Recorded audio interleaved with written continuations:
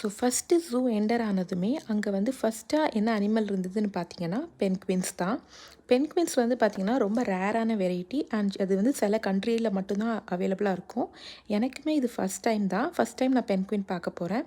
So இதை எப்படி அவங்க செட்டப் பண்ணியிருந்தாங்கன்னா ஒரு கேவ் மாதிரி வச்சு அந்த கேவ்க்குள்ளே தான் இந்த பென்குயின்ஸ் இருந்துச்சு.